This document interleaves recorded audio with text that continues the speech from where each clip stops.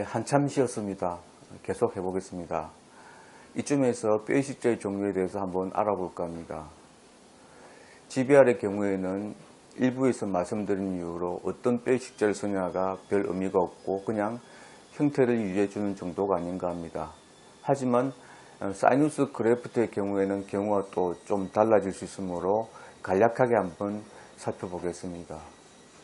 자, 뼈이식제의 종류입니다. 먼저 자가골, 자기뼈입니다. 말 그대로 자기뼈를 떼어다가 갈아서 알갱이 형태로 만들어 쓰는 것인데 실제로 갈아보면은 그 나온 양이 너무 적습니다. 그래서 소뼈 갈은 것을 같이 섞어서 쓰게 됩니다.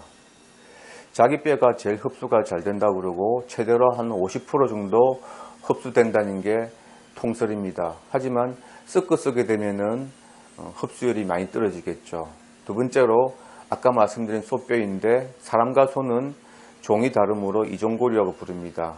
근데 이제 이식 거부가 생기지 않도록 면역물질을 제거하는 과정에서 비용이 많이 들므로 상당히 고가입니다. 그래서 화학실에서 화학적으로 합성한 합성골을 쓰게 됩니다.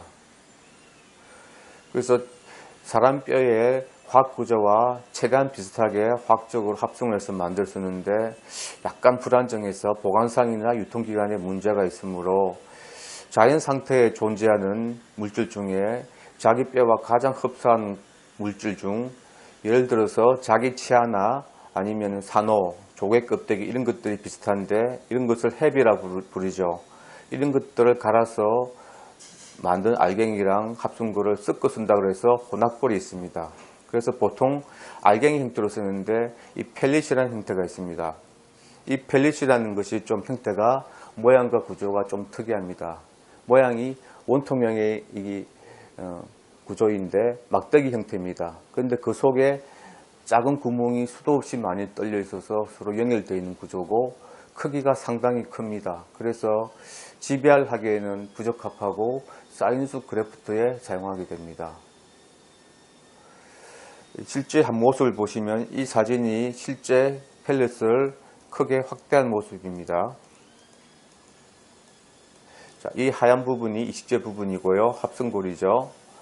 그리고 이 부분에 빈 공간들이 구멍이 많이 뚫려 있어서 서로 거물처럼 엮여 있는 모습이 마치 진짜 뼈의 망사골 구조와 흡사합니다. 또 사실 그것을 흉내 내어서 만들었다고 합니다.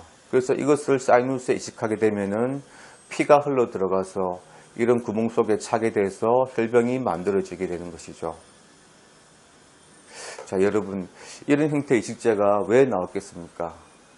이렇게 되어야 알갱이처럼 서로 달라붙지 말라고, 즉 인위적으로 적당한 간격으로 이식제를 배치해주고 또 그 사이사이로 혈병이 차게 되고 그래서 알갱이를 했던 것처럼 그렇게 피가 안 통하는 구조를 피해 보겠다는 것이죠.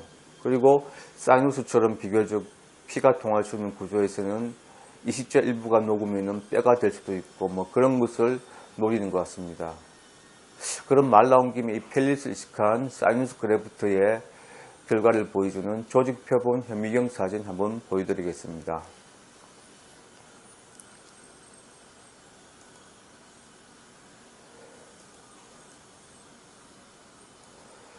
이것이 사이누스 그래프트의 6개월 지난 사진입니다. 뭐 이런 것까지 봐야 안 하시겠지만 제가 최대한 쉽게 설명드릴 거고 또 보여드리는 이유가 있습니다. 자, 여러분 여기 보라색이 보이시죠? 이 보라색이 새로 생긴 뼈이고 이 하얀색 부분이 이식제 부분입니다. 그러니까 쉽게 생각해서 보라색이 하얀색보다 많으면 뼈가 많이 생긴 거라고 볼 수 있고 또 결과적으로 그 결과가 좋은 거라고 보시면 되겠습니다. 먼저 왼쪽 사진을 보시면 이 보라색 부분이 하얀색 부분보다 상당히 적죠. 그리고 이 이식제 부분 사이에 생긴 혈병을 보라색의 모양을 보니 아까 펠릿에서 본 구멍 속에 찬 혈병과 모양 그대로 그냥 다 뼈가 된 것 같습니다. 그리고 이 하얀 부분에 이렇게 보라색으로 비치는 부분은 아마 이식제 일부가 녹아서 뼈로 된 것 같긴 하는데 전체적으로 보라색이 흰색보다 훨씬 적은 것을 보면은 이식제는 일부 녹기는 했겠지만 아마 그 모양 그대로 남아있는 걸로 봐야 할 것 같습니다. 이게 지금 6개월 지난 사진인데요. 6개월이면 이미 뼈 형성이 다 끝난 시기입니다. 사이누스 같이 비교적 피가 잘 통하고 펠릿 같은 형태를 이식한 결과가 이 정도라면은 피도 잘 안 통하고 알갱이를 이식한 GBR의 결과는 어떤 것인가는 안 보셔도 짐작을 하실 겁니다. 자, 근데 보시면 여기 하나 빠진 것이 있죠. 그것은 바로 망상골 구조입니다.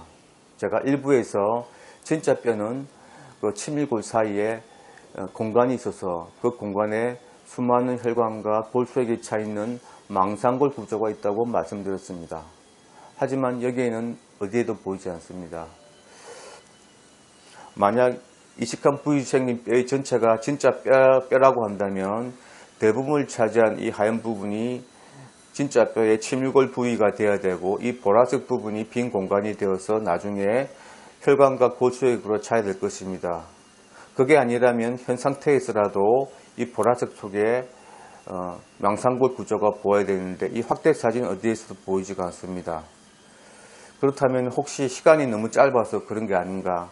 시간이 더 지나면은 이식자가 많이 높고 뼈도 많이 생기고 해서 망상골 구조가 생기지도 않을까 할 수도 있으므로 더 시간이 경과된 사진을 보여드리겠습니다.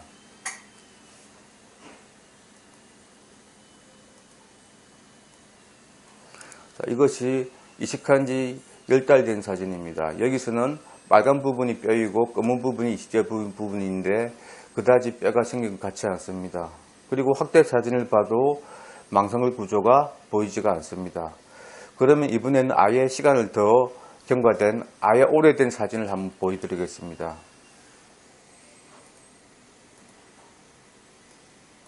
자, 이것은 무려 21개월, 즉 2년이 다 돼가는 사진인데 역시 아직도 시커먼 이식제 부분이 상당수가 남아있고 망상골 구조는 보이지 않습니다. 그래서 이렇게 뼈이식한 부분에 생긴 뼈가 조직학적 구조로도 진짜 뼈의 구조가 아니라는 것은 이 현미경 사진으로도 증명이 되고 있습니다. 그런데 GBR을 해도 된다고 하는 입장에서 보면 진짜 뼈는 아니지만은 안 하는 것보다는 하는 것이 낫다고 그러고 진짜 뼈는 아니지만은 기능을 한다고 그러니 과연 진짜 그런지 한번 살펴봐야겠습니다. 그런데 그 전에 제가 여러분께 한번 물어보고 싶은 게 있습니다.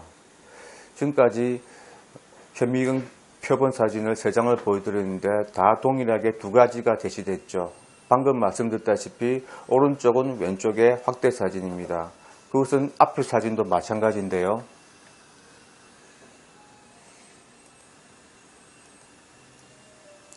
자, 이렇게 2장의 사진 제시됐죠. 먼저 왼쪽 사진을 보면은 보라색이 흰색보다 결코 많아 보이지 않습니다.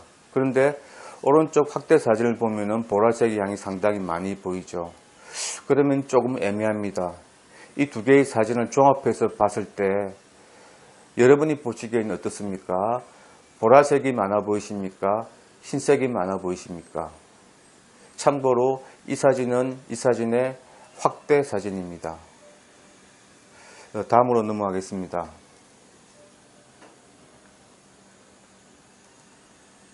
자, 그래서 이제는 GBR의 결과를 종합적으로 아까 말씀대로 한번 살펴보려고 합니다. GBR은 이처럼 결손 부위가 있는 경우에 하는 것이 그나마 의미가 있는 것 같고 여기처럼 뼈가 부족해서 이식을 하는 경우에는 나중에 잇몸을 열고 들어와서 직접 확인을 해보면은 알갱이가 촘촘히 붙어 있고 또 조금만 건드려도 알갱이가 맥없이 떨어져 나오는 그런 식입니다. 이것은 몇 년이 지나고 봐도 그 상태 그대로입니다. 다 제가 직접 확인한 사실들입니다. 이 그림은 GBR 한 부위의 뼈와 진짜 뼈의 조직학적 구조의 차이와 기능의 차이를 비교하기 위한 그림입니다. 위의 경우가 GBR 한 경우고 밑에 경우가 안 한 경우입니다.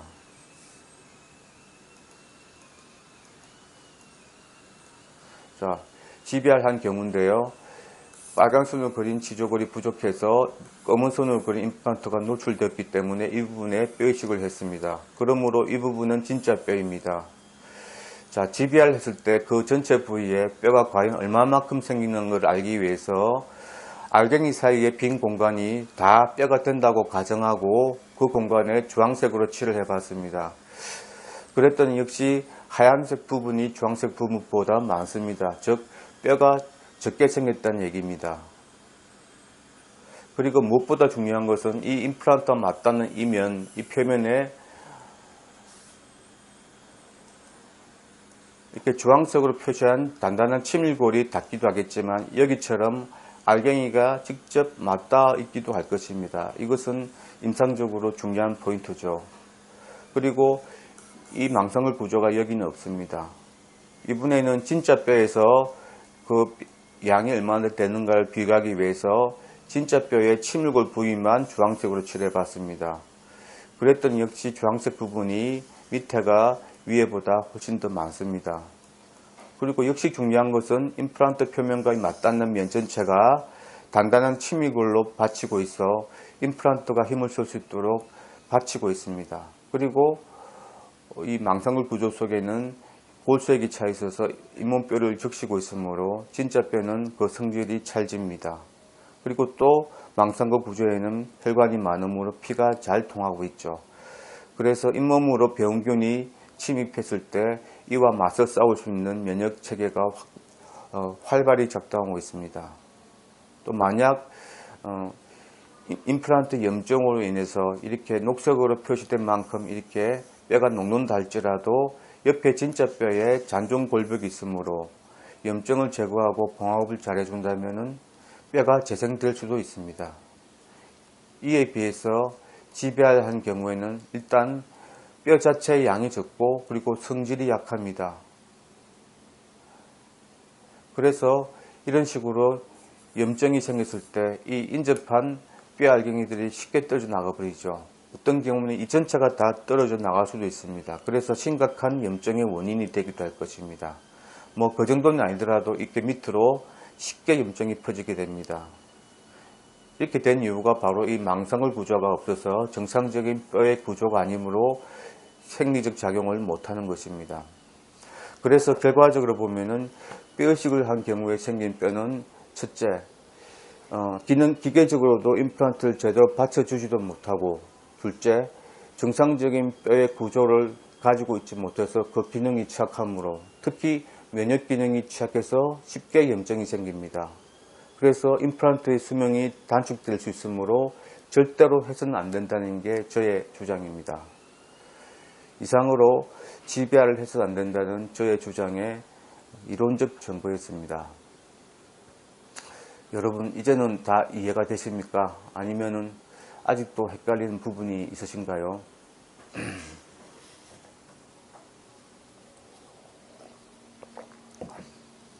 만약 그러시다면 말씀을 안 하셔도 그 이유를 저는 알 것 같습니다. 아마 다른 치과나 임플란트 회사에서 뼈이식 수술을 해도 된다고 하기 때문이겠죠. 하지만 저와 같은 생각을 하는 원장님이 실제로 많이 계십니다.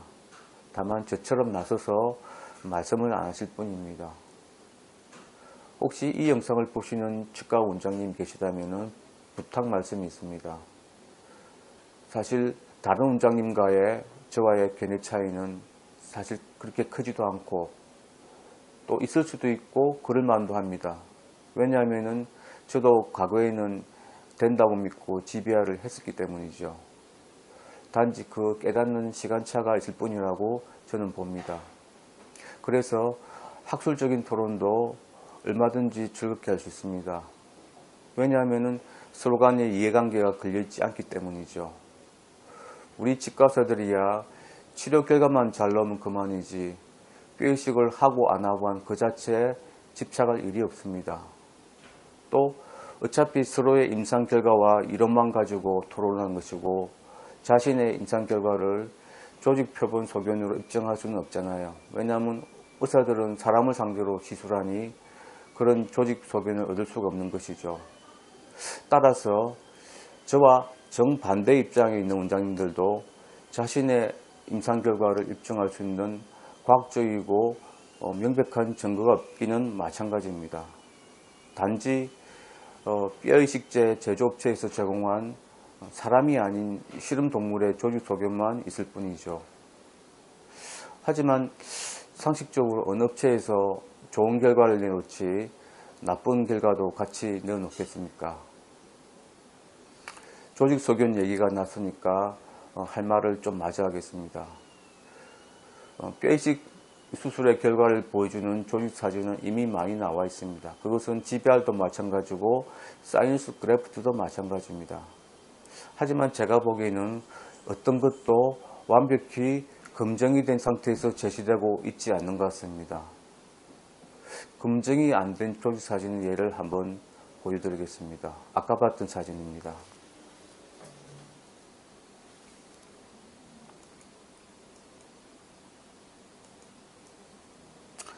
아까 말씀드렸다시피 두 장의 사진이 있고 이 사진은 이 사진의 확대 사진이라고 말씀드렸습니다. 왼쪽 사진을 봤을 때 보라색 뼈의 양이 하얀색 이제 양보다 많아 보이지가 않죠. 그런데 오른쪽 사진을 보면은 상당히 시각적으로 많아 보입니다. 자, 이것은 어느 일부분을 따서 확대한 사진인데 어느 부분이냐면은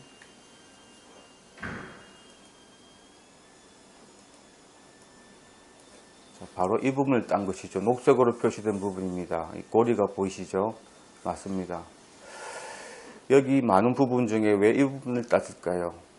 이렇게 했을 때 확대 사진에서 보라색 양이 많이 보이는 시각적 효과를 얻기 위해서 유리한 부분을 따서 확대한 것입니다.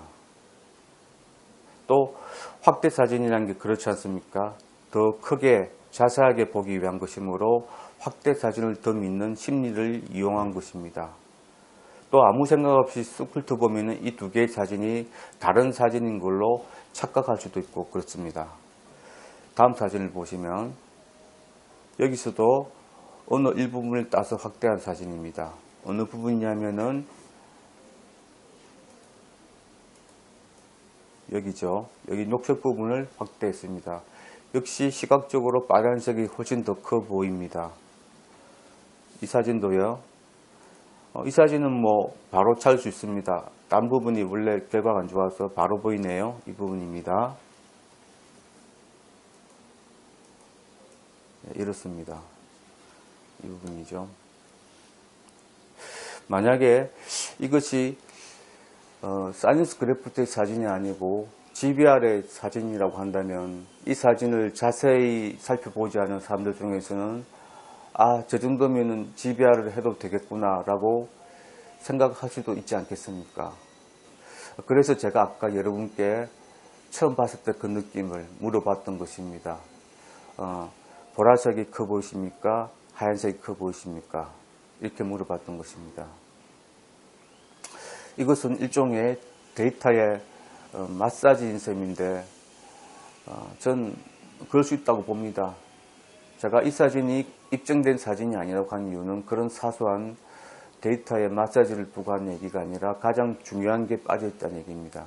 즉 임플란트가 사진에 나오지 않는다는 것입니다. 보통의 경우에는 이 정도 돼서 이렇게 임플란트가 나와서 임플란트 표면과 골조직 간에, 즉 뼈조직 간에 어떻게 맞닿고 있는가를 보여주는 그런 계면부라고 그러는데요. 그런 계면부 사진이 보통인데 이 사진은 나오지 않습니다.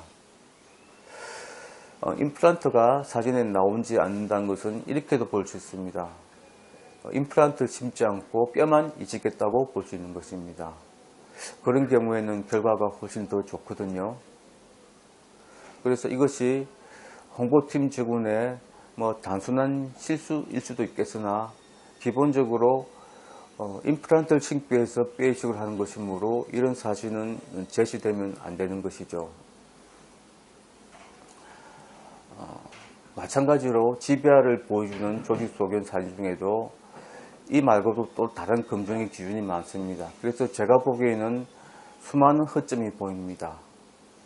그래서 저는 저와 생각 같은 원장님들과 같이 한번 GBR의 결과에 대해서 한번 제대로 검증을 해봤으면 하는 생각도 합니다. 제가 왜 자꾸 검증하느냐면은 이 실험 방법에 따라서 결과가 많이 달라지기 때문입니다. 그리고 조직 소견에서 보여주는 결과와 실제 임상에서 나온 결과가 너무 차이가 나기 때문이죠. 누구든지 시술에서 거의 동일한 결과가 반복적으로 나와야 그것이 채택 가능한 수술 방법이죠. 만일 아니라면 배제되어야 되고, 그래야 새로운 방법을 찾게 되고 혁신이 있고 발전이 있는 거 아니겠습니까? 실험 동물에서 해본 결과는 실제 임상에서의 결과와 차이가 날 수 있습니다. 임상에서 나온 피드백을 잘 받는 회사가 크게 성장한 것을 저는 보았습니다. 그것이 환자도 좋고 치과 의사도 좋고 업체도 좋은 것이라고 저는 생각합니다. 이상으로 저의 강의를 마치겠습니다. 다음 시간에는 조립형 임플란트의 디자인의 문제점에 대해서 한번 종합적으로 말씀을 드리겠습니다. 시청해 주셔서 감사합니다.